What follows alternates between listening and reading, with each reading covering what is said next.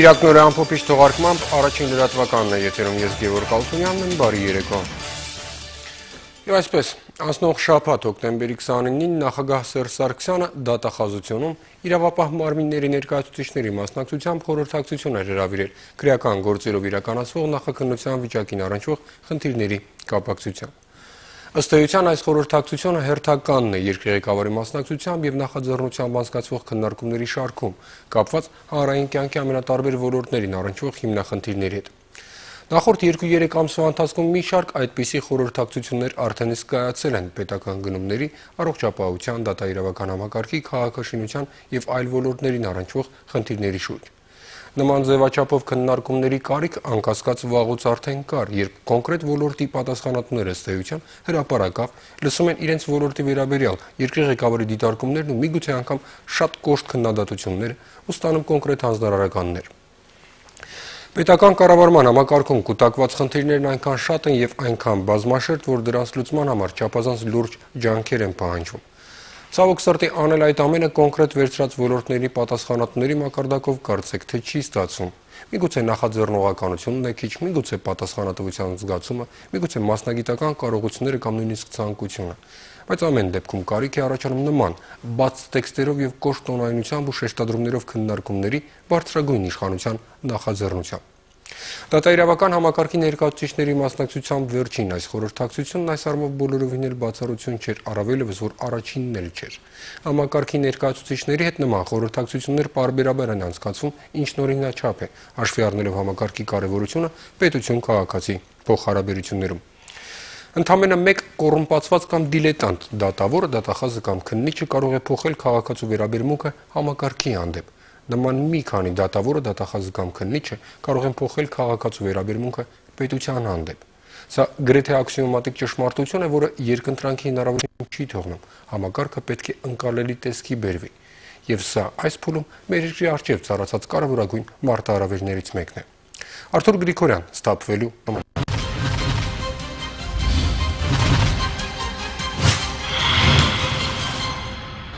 Ակնհայտ է, որ ամենից լավ պրոֆիլակտիկան հանցագործությունների բացահայտումն է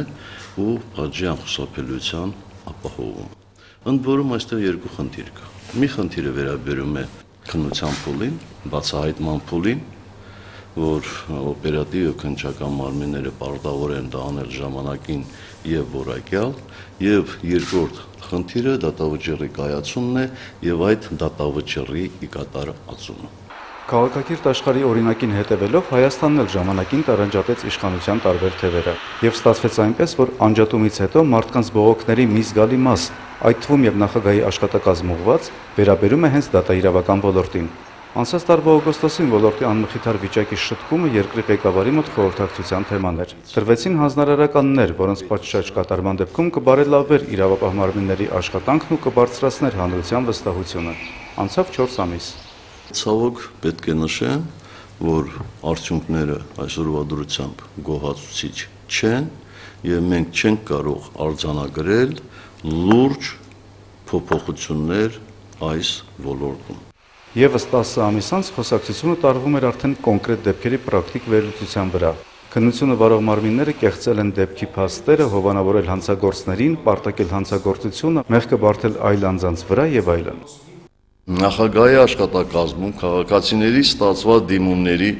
եւ բողոքների ստուգման արդյունքում նախաքննական պրակտիկայում բացահայտվել են փաստեր, որոնք ուղղակի անհամատեղելի են առողջ բանականության հետ։ Հնարավոր է քննության որակին խոչընդոտող օբյեկտիվ գործոններն էլ քիչ չեն։ Դա նախ եւ առաջ լիազորությունների տարանջատումն է։ Ով է վարում քննությունը, ով եւ ինչ չափով է նրան ցուցում տալիս եւ ով հսկում եւ ցուցում տալիս։ Այս քննիչ, քննչականի ղեկավար, դատախազ եռանկյունի կողմերից յուրաքանչյուրը ունի սեփական բացատրությունը։ Դատախազության ընդլայնված կոլեգիայի նիստում պարզվեց, որ օբյեկտիվ գործոնների մի մասն իրականում սուբյեկտիվ է։ Մասնավորապես բերվում էին տվյալներ, թե ինչ ծանրաբեռնվածությամբ են աշխատում քննիչները, քանի գործ է հսկում մեկ դատախազը եւ այլն։ Սակայն նաեւ հիմնավորում հնչեց, որ արկա մարդկային ռեսուրսի ճիշտ վերաբաշխումով կարելի է մեղմել այդ խնդիրը։ Գլխավոր դատախազն անընդունելի համարեց, որ ծանրաբեռնվածության պատճառաբանությամբ քննիչն անհարկի երկարացնում է քննության ժամկետը։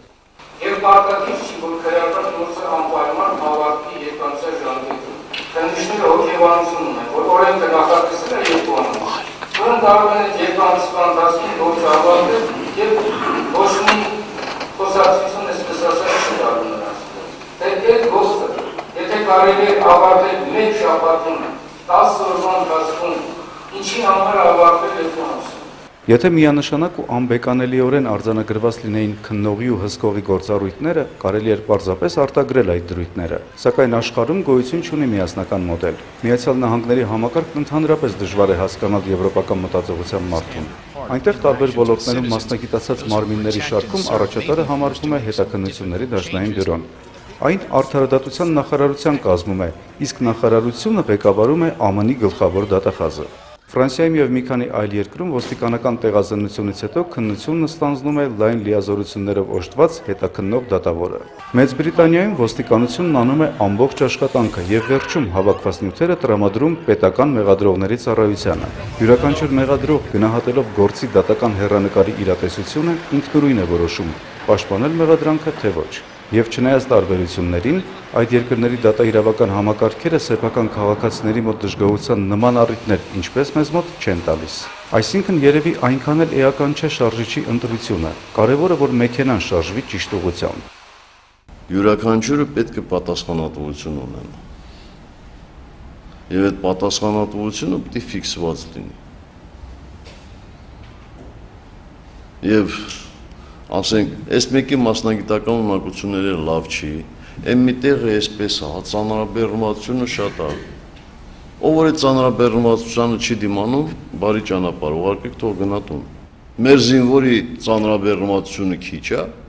Հոկտեմբերի 29-ի խորհրդակցության արդյունքով արդարադատության նախարարին հանձնարարվել է լրամշակել Հայաստանի Հանրապետության քրեական դատավարության օրենսգրքի նախագիծը, հաշվի առնելով կոնկրետ գործերի օրինակներով վերհանված գործնական հիմնախնդիրները, ինչպես նաև վերջերս մարդու իրավունքների եվրոպական դատարանի կայացրած վճիռներում արտահայտված իրավական դիրքորոշումները։ Գլխավոր դատախազին, ոստիկանության պետին եւ հատուկ քննչական ծառայության պետին հանձնարարվել է մեկ ամսյա ժամկետում գրավոր առաջարկներ ներկայացնել նախաքննության կազմակերպմանը եւ այն սպասարկող հարակից ոլորտների, հատկապես դատաբժշկական փորձաքննությունների կատարմանը, ինչպես նաեւ օպերատիվ հետախուզական գործունեության իրականացմանն առնչվող խնդիրների համալիր լուծումների վերաբերյալ։ Իդեպ 3 օր առաջ տեղեկացանք, որ մեր երկիրը շուտով կունենա քրեական դատավարության նոր օրենսգիրք, որտեղ մասնավորապես նոր լուծում կտրվի քննության հիշատակված կնճռոտ հարցերին։ Քննիչը կատարում է քննություն, դատախազը հսկում է դրա նկատմամբ։ Հետևաբար այդ հսկողությունը պետք է լինի այսպես կոչված post factum հսկողություն։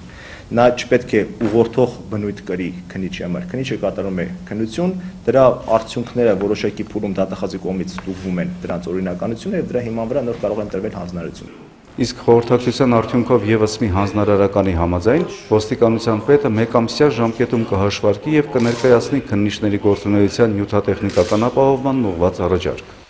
Արթուր Գրիգորյան, Առաջին լրատվական։ Անցնող շաբաթը ցավոք սրտի առանձնացավ նախորդներից դժբախտ պատահարով, որին զոհ գնացին հայկական բանակի 4 պայմանագրային զինծառայողներ, եւս 15-ը տարբեր աստիճանի վնասվածքներով հիվանդանոց տեղափոխվեցին։ Առաջին լրատվականի աշխատակազմը ցավակցում է զոհված զինծառայողների հարազատներին եւ շուտապույտ ապաքինում մաղթում վիրավորներին, բայց մենք չենք կարող չխոսել ողբերգական այս պատահարի պատճառների մասին։ Իհարկե դրա վերջնական եզրակացությունը կտա քննությունը, բայց ըստ լրատվամիջոցներում շրջանառվող տեղեկությունների վթարը տեղի ունեցել զինվորական մեքենայի դիմացից եկող ավտոմեքենայի ուժեղ լուսարձակների պատճառով։ Ընդամենը մի քանի շաբաթ առաջ կրկին կիրակնօրյա թողարկման ընթացքում ցավալի զուգադիպությամբ մենք խոսում էինք լուսարձակների խնդրի մասին, մասնավորապես, որ բազմաթիվ դեպքերում ավտոմեքենաների վրա տեղադրվում են ներգրված չլիցենզավորված եւ շատ հզոր լամպեր, որոնք կարող են մի քանի ակնթարթով կուրացնել դիմացից եկող մեքենայի վարորդին։ Իսկ տրանսպորտային երթևեկության մեջ նույնիսկ մեկ ակնթարթը կարող է ճակատագրական դառնալ։ Մեկ անգամ եւս համապատասխան մարմինների ուշադրությունն են հրավիրում այս խնդրի վրա։ Եթե ոմանց թվում է, թե սա անկարևոր, երկրորդական, երրորդական մի բան է, ապա գոնե այսպիսի ողբերգությունները պետք է դաս լինեն վերաբերմունքը փոխելու համար։ Իսկ թողարկման հաստատվածում առաջարկում էքսպրես կարգով ծանոթանալ շաբաթվա ընթացքում տեղի ունեցած մի շարք այլ իրադարձությունների, մեկ տեսաշարով։ Հերմինե Բաղդասարյան, անցնող շաբաթը կադրերով։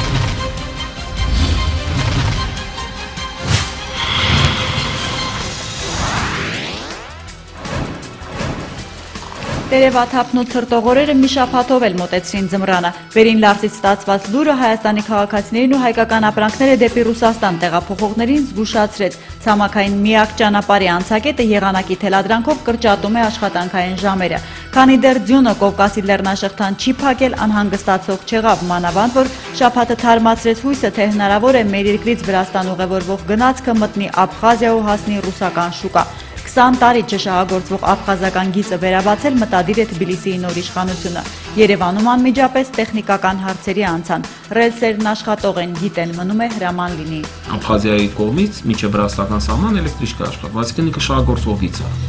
Փակված գիծ չի եւ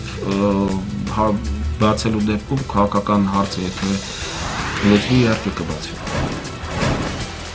Շաբաթն ամփոփիչ էր վիճակագիրների համար, հաշվել հրապարակեցին 1 տարի առաջ իրականացրած մարդահամարի ամենակարևոր ցուցանիշը բնակչության թվաքանակը։ Պարզվեց մտահոգողը ոչ այնքան արտագաղթի պատկերն է, որքան ներքին տեղաշարժի։ Երկիրը գերուրբանիզացվել է, գյուղում ապրողները պակասել են։ Հասարակության որ շերտը ինչքան եկամուտ է ստանում, ինչ ծախսեր կատարում, աշխատանք ունի թե ոչ իմանալու համար դեռ պետք է սպասել։ Առայժմ մշակված են միայն բնակչության քանակային ցուցանիշները։ Մշտական բնակչության թվաքանակը կազմել է 3,18,854 մարդ։ 62%-ը նշել է գործազրկությունը, 44%-ը գնաճ ինֆլյացիա, տնտեսական վիճակը 27%։ Գելափի սոցհարցումն աշխուժացրեց շաբաթվա քաղաքական կյանքը։ Իշխանություն ընդդիմություն պայքարով չհետաքրքրվողներն անգամ նկատեցին, մոտենում ենք նախընտրական փուլին։ Եթե այս կիրակին նախագահ ընտրեիք, ում օգտին կքվեարկեիք, հարցը բացահայտել է հետևյալ վարկանիշը։ Ձայների 28%-ը Սերժ Սարգսյանինն է, 19-ը Գագիկ Ծառուկյանինը, 11-ը Ռոբերտ Քոչարյանինը։ Գելափի հնարավոր թեկնածուների աղյուսակից ով Ռաֆի Հովհաննիսյանը հաստատ կպայքարի Հայաստանը նախագահելու համար։ Ուրբաթ հայտարարեց, ուզում է ժողովրդավարական երկրում ապրել, առաջադրվում է։ Սա իմ համեստ առաջարկն է Հայաստանի ժողովրդին։ Հայրենը հակվելու համար է, ապրելու համար է, չէ որ սեյֆում բահելու համար։ Կյանքը հրաշալի է, երբ շողում են ադամանդները։ Հայաստանին այս շաբաթ նոր լիցքեր փոխանցեցին Եվրոպայից Թայլանդ, Ռուսաստանից Լիբանան, Իտալիայից Հնդկաստան ապրող աշխատող հայ ոսկերիչները։ Ոսկերչական համաշխարհային արտադրանքի 6-8%-ն ապահովող մեր վարպետներն իրենց թանկարժեք գլուխգործոցները Երևանում ցուցադրելուց բացի փորձեցին հասկանալ, ինչով կարող են օգնել կառավարությանը Զվարթնոցօթականի տարածքում ադամանդագործության, ժամագործության եւ ոսկերչության ազատ առևտրի գոտի ստեղծելու, նաեւ թեկուզ եւ փոքրիկ ֆաբրիկաներ, նոր աշխատատեղեր բացելու հարցում։ Կան շատ պերսպեկտիվնի պրոյեկտներ, ուսումնասիրենք տեսնենք ինչպես հնարավորություն է Հայաստանի համագործակցությունը թե ոչ։ Սվերային տնտեսություն Հայաստանում 44.6%։ Անխնա քննադատությամբ ու հարցերի բուռն գրոհով այս շաբաթ մեկնարկեցին բյուջե 2013-ի խորհրդարանական քննարկումները։ Տրիլիոնանոց եկամուտ ծախսեր, նաև տնտեսության 7% աճ ծրագրած կառավարությանը ազգային ժողովը 4 օր շարունակ հետապնդեց նույն հարցադրումով։ Եթե երկրում թոշակ նպաստ չի բարձրանում, ապրանքներն էլ թանկանում են, ինչպես է բյուջեն սոցիալական կոչվում։ Ծախսերի կառուցվածքի հաշվին քննարկումից խրպոտած քաշված ձայնով հնչեց ֆինանսների փոխնախարարի պատասխանը։ Այո, ես պաշտպանում եմ վարչապետի տեսակետը այդ հարցում, որ սա սոցիալական բյուջե է, որովհետև մեր ծախսերի մեծ մասը ուղղված է սոցիալական ծախսերի։ Այս կենտրոնում վաղ ախտորոշում կատարելով կբուժեն քաղցկեղը։ Շաբաթն ապաքինվելու մեծ եւ նոր հույսեր բերեց քաղցկեղով հիվանդներին։ Միջուկային բժշկության տարածաշրջանային կենտրոնի շինարարությունը սկսվում է, կառույցի հիմքում տեղադրվեց հրովարտակ պարկուճն ու առաջին քարը։ Հնչեց խոստումը, պահանջվող 30-ից 60 միլիոն դոլար ներդրումը չուշացնել, որ ռադիոիզոտոպային գերճշգրիտ ճառագայթումներով չարորակ ռուսկի բջիջները հնարավոր լինի այրել, ոչնչացնել, որքան հնարավոր է շուտ եւ որքան կարելի է մատչելի բոլոր հիվանդների համար։ Առողջություն բոլորին, տան դուռը միշտ բաց լինի, տաշտը լիքը հաց լինի, ժողովրդական մաղթանքն այս շաբաթ գինով հիշեցին ամբերցիները։ Ցորեն ալյուրի թանկացումից անկախ գյուղն անխախտ ավանդույթով հացի տոն է նշել, թեժ թոնիրից ու փռից հանած տակ-տակ հացատեսակները սեղանին դրել իմաստուն խրատի հետ։ Հացից, պապվիս, կրոնից թող ոչ մեկը չդիպչի։ Հերմինե Բաղդասարյան, առաջին հրապարական։ Աշխարհասփյուռ հայության քաղաքական օրակարգը գլոբալ խնդիրների առումով շատ հստակ է։ Հայոց ցեղասպանության միջազգային եւ Լեռնային Ղարաբաղի անկախության ճանաչում։ Այս առումով ամեն ինչ շատ հստակ է, եւ երկու ուղղությամբ էլ հայության ջանքերը միգուցե դանդաղ, բայց տալիս են իրենց արդյունքները։ Վերջին տարիներին միջազգային հանրության վերաբերմունքն այս խնդիրներին առավել հստակ է դարձել, ինչին որքան էլ տարօրինակ հնչի, մեծապես օգնում է թուրք-ադրբեջանական տանդեմի երբեմն հիմարության հասնող հակազդեցությունը։ Օրինակ, հայոց ցեղասպանության թեման երևի թե երբեք այդքան բուռն կերպով չէր քննարկվել ամբողջ աշխարհում, ինչպես եղավ Թուրքիայի հիստերիկ արձագանքից հետո, կապված Ֆրանսիայում ցեղասպանության ժխտումը քրեականացնող օրինագծի ընդունման հետ։ Ճիշտ է, օրինագիծն այդպես էլ իրականություն չդարձավ, բայց դրա շուրջ աղմուկն այնքան ուժեղ էր, որ թուրքերը միգուցե իրենց կամքից անկախ, բայց էապես խթանեցին ցեղասպանության միջազգային ճանաչման գործընթացը։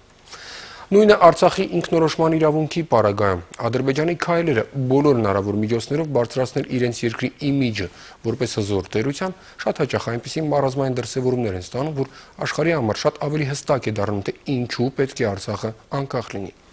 Սաֆարովյան քաղաքական ինքնասպանությունը, ինչպես նաև Հեյդար Ալիևի հուշարձանների շուրջ աշխարհում սկիզբ առած ծաղրի ալիքը Բաքվի կամքից անկախ էապես ուժեղացնում են հայկական կողմի դիրքերը բանակցային գործընթացում։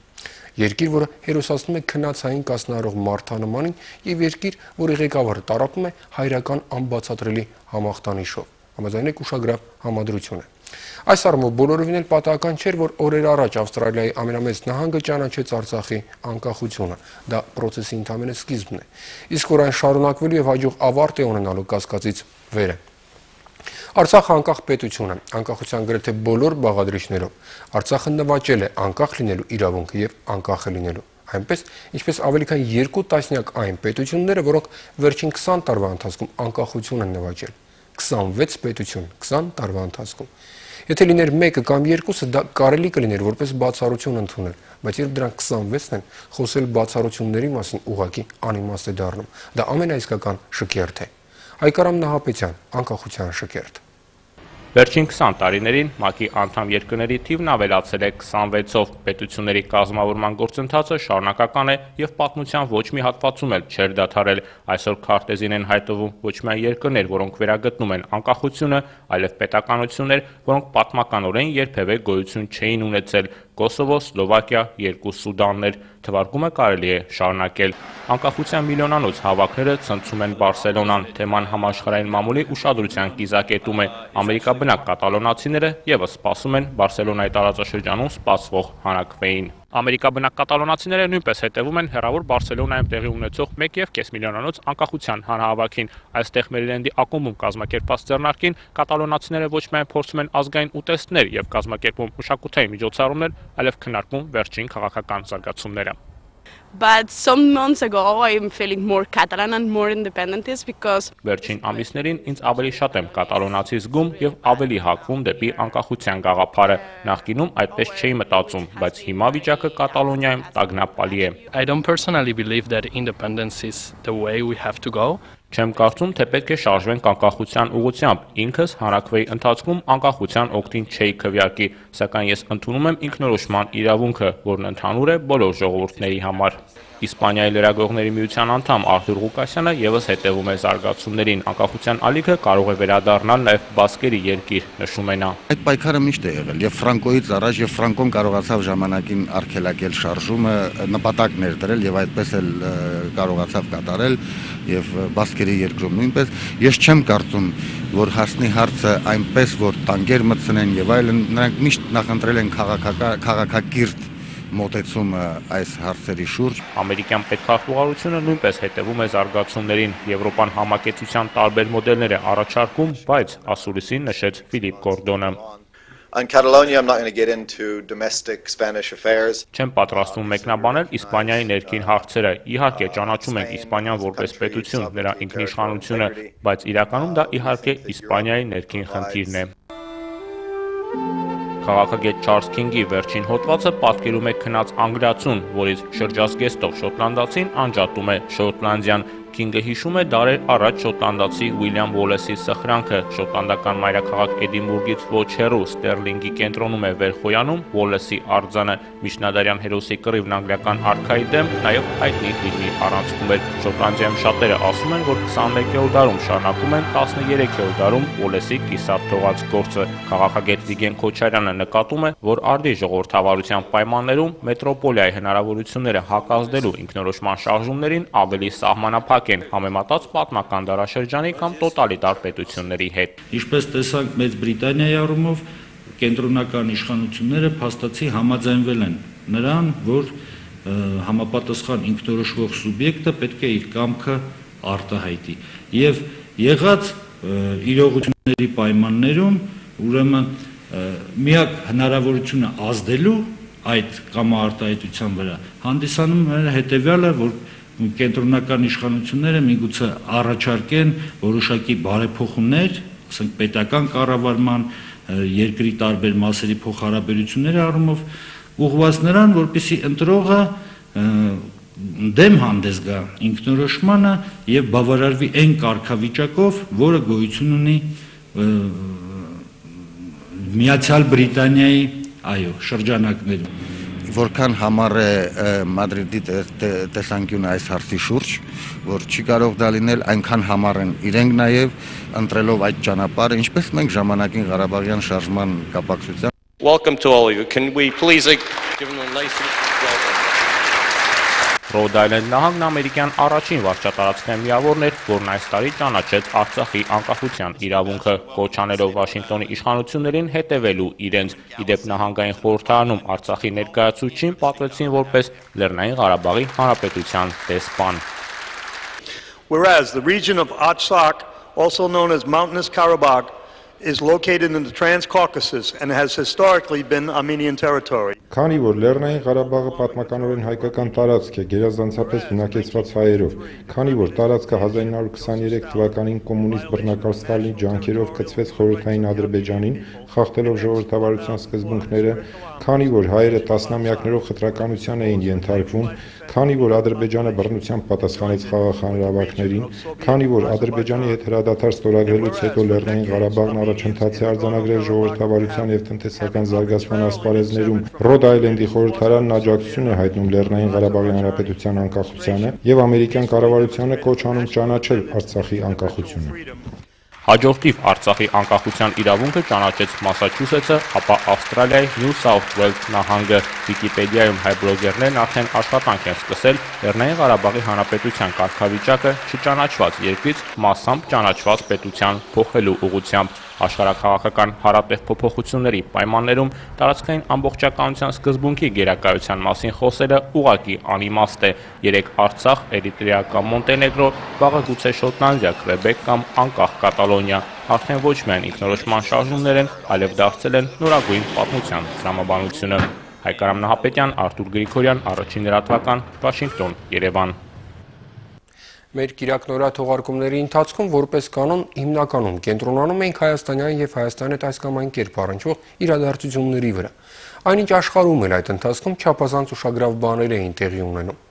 Այսուհետ անցնող շաբաթվա առավել կարևոր տեղական իրադարձություններին զուգահեռ կներկայացնենք նաև շաբաթվա ամփոփիչ միջազգային խճանակարը։ Եվ այսպես Դավիթ Մուրադյան, մոլորակի ռիթմը։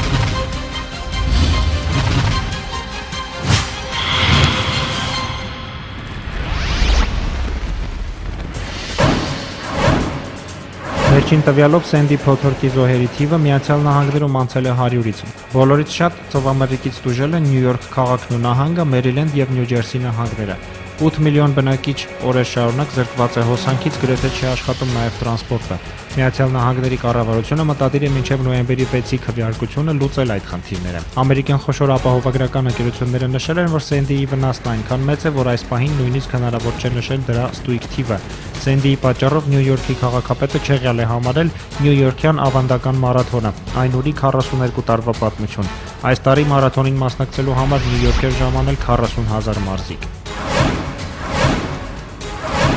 Չնայած Սենդի փոթորկի պատճառով Միացյալ Նահանգների նախագահի թեկնածուները ժամանակավորապես դադարեցրել էին նախընտրական քարոզարշավը, նախագահի ընտրության հանդեպ ամերիկացիների հետաքրքրությունը դրանից չի նվազել։ Սոցհարցումները վկայում են, որ նախագահ Բարաք Օբաման դեռ վայելում է ամերիկացիների կեսից ավելիի համակրանքն ու վստահությունը։ Հոկտեմբերի վերջին Գելափի անցկացրած հարցման համաձայն ընտրողների 54%-ը համոզված է, որ հաղթելու է Օբաման, 34%-ը վստահ է Միթ Ռոմնիի հաղթանակում, 11%-ն էլ դեռ կողմնորոշված չէ։ Սակայն արդեն կողմնորոշվել է Ամերիկայի տնտեսական մայրաքաղաքի ղեկավարը, Նյու Յորքի քաղաքապետ նախկին հանրապետական Մայքլ Բլումբերգը հայտարարել է, որ պաշտպանելու է Սպիտակ տան գործող ղեկավարին։ Վերլուծաբանները նշել են, որ ամերիկյան խոշորագույն մեգապոլիսի քաղաքագլխի հայտարարությունը զգալիորեն կավելացնի Օբամայի ընտրողների թիվը։ Իսկ վերսկսված քարոզարշավում երկու թեկնածուները դարձյալ քննադատել են միմյանց եւ ընտրողների համակրանքն են փորձել շահել Օհայո նահանգում, որը համարվում է դեպի Սպիտակ տուն տանող ամենակարևոր ճանապարհը։ Միաժամանակ հայտնի է դարձել, որ անցած 10 տարվա ընթացքում առաջին անգամ Ամերիկայում նախնական քվեարկությանը մասնակցել է 25 միլիոն մարդ։ Իսկ Ուկրաինայում անցած կիրակի կայացած խորհրդարանի ընտրության նախնական արդյունքի համաձայն օրենսդիր մարմնում կրկին մեծամասնություն է կազմելու նախագահ Վիկտոր Յանուկովիչի ռեգիոնների կուսակցությունը։ Ըստ Ուկրաինայի կենտրոնական ընտրական հանձնաժողովի հրապարակած տվյալի, երկրի նոր խորհրդարանում падգամավորներ են ունենալու նաև Հայրենիք, Հարված, Ազատություն եւ կոմունիստական կուսակցությունները։ Բռնցքամարտի չեմպիոն Վիտալի Կլիչկոյի ղեկավարած Հարված կուսակցությունը նախնական արդյունքի համաձայն ստացել է 12.4% ձայն։ Սակայն Կլիչկոն պնդել է, թե իրեն ընտրողների թիվն ավելի մեծ է եւ խոստացել է բռունցքներով պաշտպանել իր քվեները։ Կլիչկոն վստահեցրել է, որ եթե չարաշահումները շարունակվեն, ինքը պայքարելու է ընտրության արդյունքը չեղյալ հայտարարելու համար։ Ընտրությունների ընթացքում տեղ գտած խախտումների մասին հազանգում է նաև նախկին վարչապետ, այժմ ազատազրկման վայրում գտնվող Յուլիա Տիմոշենկոյի գլխավորած Բատկովշինա կուսակցությունը։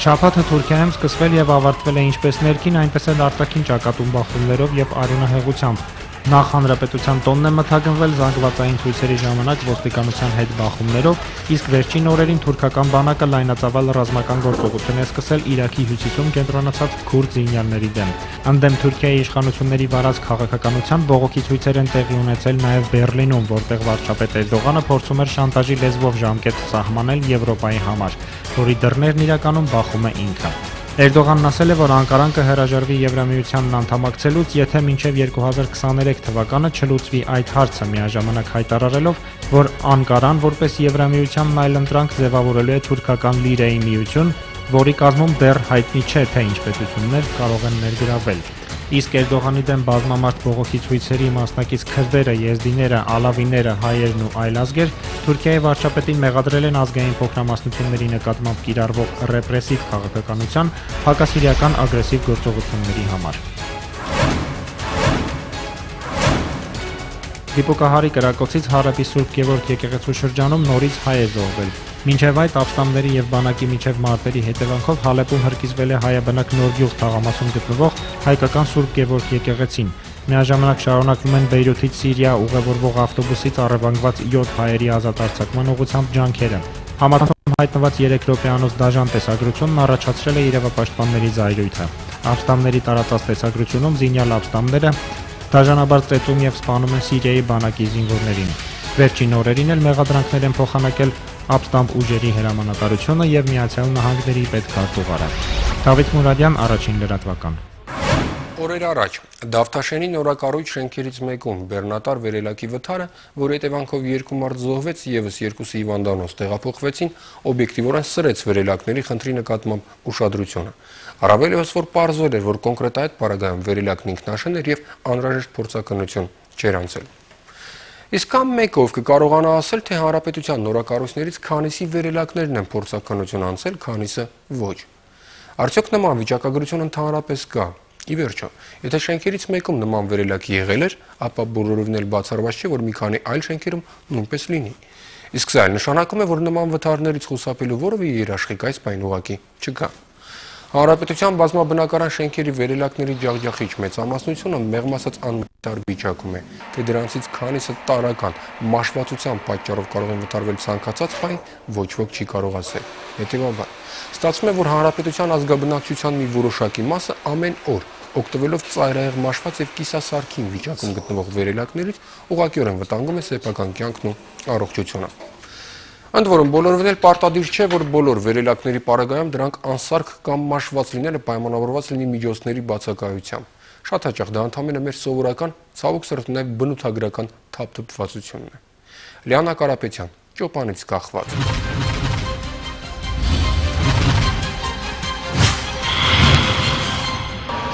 Աշխատող վերելակի դուրն է,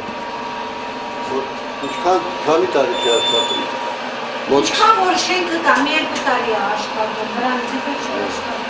Անպետք իրերի պահեստ հիշեցնող այս խոցը ավելի քան 30 տարի օգտագործվում է վերին հարկի բնակիչների կարիքների համար։ Հատկապես այս վիճակում դժվար կլիներ առանց օգնության կռահել, որ այստեղ են վերելակի չաշխատող շարժիչը կամ վերելակի աշխատանքը կառավարելու համար նախատեսված եւ անգործ վահանակը։ Վերևի հարկերը ում զիբիլ ունի թափելու չի, ուղղակի կարող է հետո պետք կլի մեկին ասենք, չգիտեմ ինչ, այդ ձևի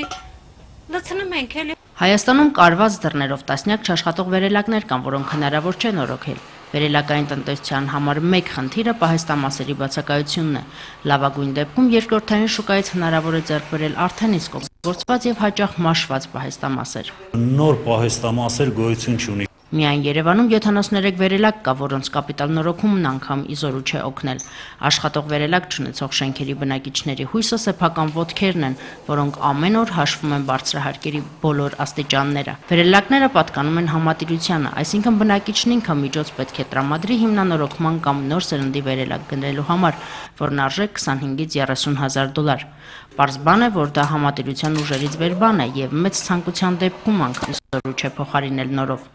Մնում է համակերպվել ընթացիկ նորոգումներին։ Բազմաբնակարան շենքերի վերելակները խորհրդային ժամանակաշրջանի ժառանգություն են։ Տեխնիկական անվտանգության ազգային կենտրոնի գլխավոր փորձագետ Լուսինե Հովհաննիսյանը հիշեցնում է, որ վերելակները դասվում են առավել բարձր ռիսկային արտադրական վտանգավոր օբյեկտների շրջին, որովհետև դրանք ինքնուրույն կառավարվող տրանսպորտային միջոց են եւ շահագործման ռիսկայնությունը շատ մեծ է։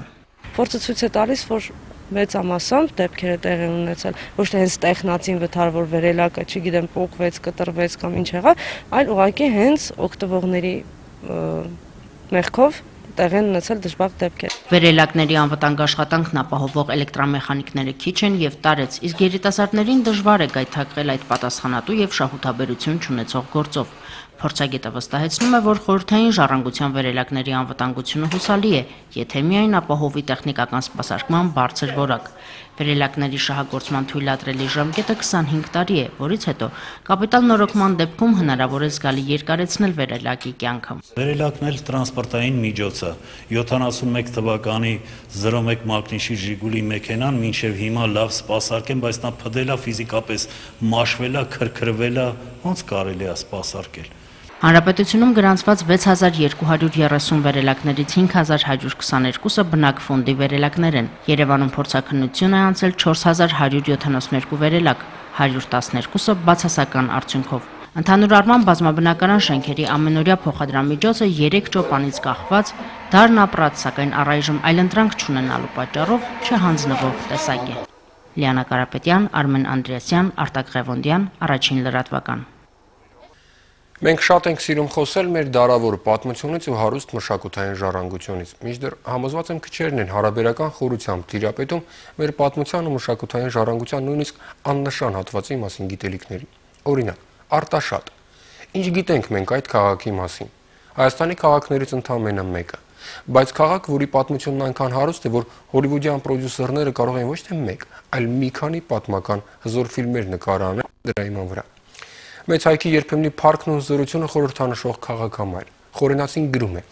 Արտաշեսը գնում է այնտեղը, որտեղ երասխը եւ մեծամորը խառնվում են եւ այնտեղ բլուրը հավանելով քաղաք է շինում եւ իր անունով կոչում Արտաշատ։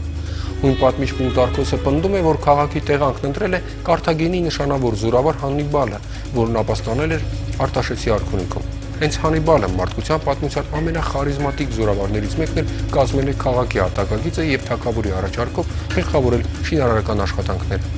Դրանից ավելի քան 100 տարի անց հայ-հռոմեական պատերազմի ժամանակ, երբ հռոմեական զորքերը հրաժարվում էին առաջ շարժվել դեպի Հայաստանի խորքը, Տիգրան մեծ հետ պատերազմող Լուկուլոսը, որպեսզի համոզի սեփական զորքին առաջ շարժվել, ասում է, որ իրենք պետք է գնան գրավելու Հռոմի ամենաատելի մարդու Հանիբալի ստեղծած գործը հայկական Կարթագենը։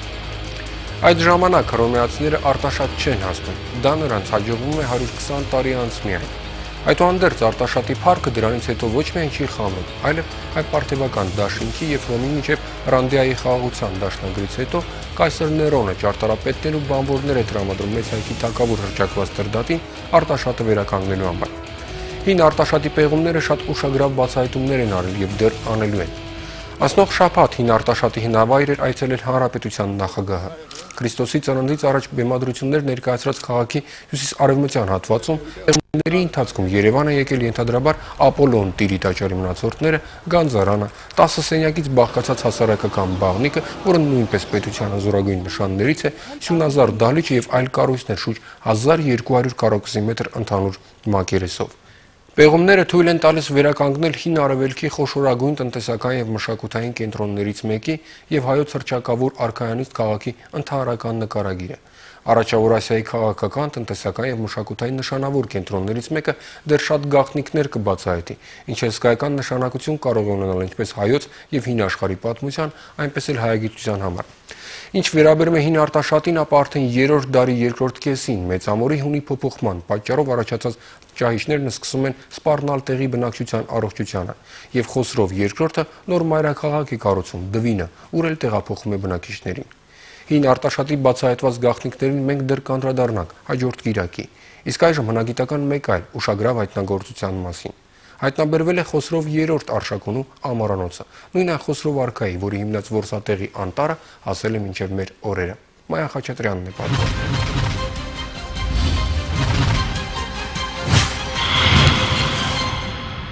Սա ոչ թե եգիպտական գիզան է, այլ հայկական գետազատը, բարձունքին էլ ոչ թե փարավոնների դամբարանն է, այլ Խոսրով աշխարհաշենի ամառանոցային համալիրը։ Տիկնունած ամրոցի հարևանությամբ հայկական նոր հրաշքի մասին լուրը լսելուն պես գյուղացիները մեկը մյուսի հետևից շնչակտուր բլրի գագաթ բարձրացան։ Ես մի 15 տարի է շմերել է։ Դեպքը որ լսեմ, որ առաջ անգամ մելնում եմ։ Հնավայրի մասին գետազատ Ցյարամայիսի լսած պատմությունները շատ են ու տարբեր։ Դարերի միջով դրան գլորվել հասել են այսօրվա գետազատ, մի մասը վերածվել լեգենդների։ Գետազատ Ցյարամայիսը բլրի 4 կողմ այգի է մշակում, Սարի կատարին սակայն առաջին անգամ է, մտավ փոսը թե չէ, փշաքաղվեց։ Դուրատ է լուսամուտ է, տոշնով չեմ կարող ասեմ, բայց ակուրատ մի շարացա կառնես գավրին։ Խոսրով Կոտակ թագավորի կառուցած ամառանոցային համալիրը պատմական Դվին մայրաքաղաքից մի քանի կիլոմետր հյուսիս-արևելք է։ Այն եթե ոչ ամբողջությամբ, բայց հետազոտվել է, պատմության էջերում գրվել, Դվինից բացի Խոսրով արքան այստեղ սոսիաց ու ծննդոց անտառների միջև որսատեղի ամառանոց տաճարներ է հիմնել։ Տոնատական համալիրը ամբողջապես այսպես պարսպա պատված է։ Պարիսպերը գնում են այն կողմով դեպի Տիկնունած ամրոցի արևելյան մասը եւ դեպի այս կողմ։ Դանուբի ափերին աշխարհահռչակ գիտնականների հետ վիեննական ամֆիթատրոններն ու լեգիոն ճամբարները պեղած Սամվել Հակոբյանն աչքերին չի հավատում։ Ոչինչ այդքան նրան չի զարմացրել, որքան հայկական նորահայտ բուրգը, եզակի ոչ միայն ձևով, այլև բովանդակությամբ։ 1700 տարի այն անձեռնմխելի եւ աննկատ է մնացել։ 7-րդ դարից սկսած մինչև արդեն 11-րդ դարը եղել է օտարվաճորների նստատեղի, այնուհետև Բագրատունիների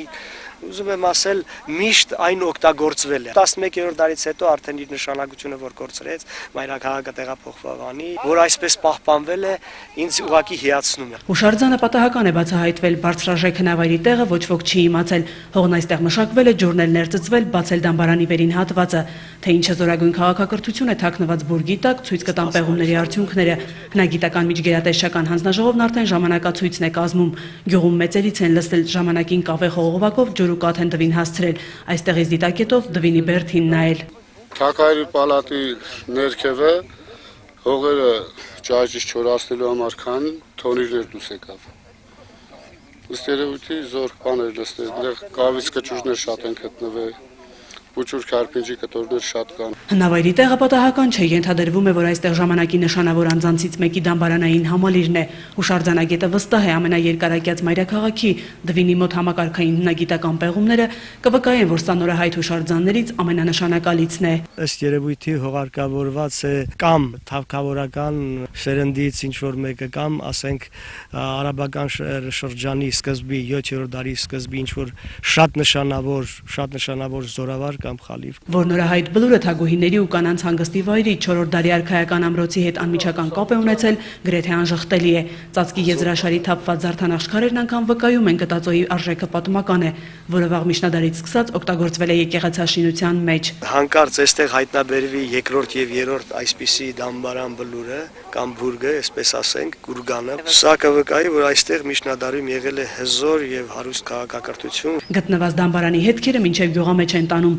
նախշազարդքարի բեկորնապացույցն է ներքևի ուխտատեղին, վերևի սարից կտրված չի եղել։ Քրիստոնեությունը տարածող զորավար է Դավիթ անունով մահացել, որը հալածվել է։ Քրիստոսի հարության կիրակին անցավ, հաջորդ, ինչպես իրենք են ասում, կանաչ կիրակին եւս կարմիր շրջանակում է։ Հենց այդ օրն է գյուղը պայթում խինդուծի ծաղից։ Կանաչ կիրակի միայն գետազատն ունի, զատիկին հաջորդող կիրակին այստեղ ասեղ գցելու տեղ չկա։ Կանաչ տոնի խորհուրդը գյուղացիները դժվարանում են մեկնաբանել, նախնիներից ասած ավանդույթ է, ղոնաղ են ընդունում, մոմ վառում, աքլոր ու գար մորթում։ Հայաստանի պատմական հանրագիտարանի 10 հատորյակն արդեն պատրաստ է տպագրության։ Հեղինակը մեկ առ մեկ պեղել, գտել ու նկարագրել է ամեն մի քաղաքի ու գյուղի պատմամշակութային արժեքը։ Մինչև կհրատարակի Արարատի մարզին նվիրված հատորում լրացումներն անխուսափելի են։ Ոսորով թագավորին մեկ չհեռու է եղել։ Այդ մինչև 1820 թվականի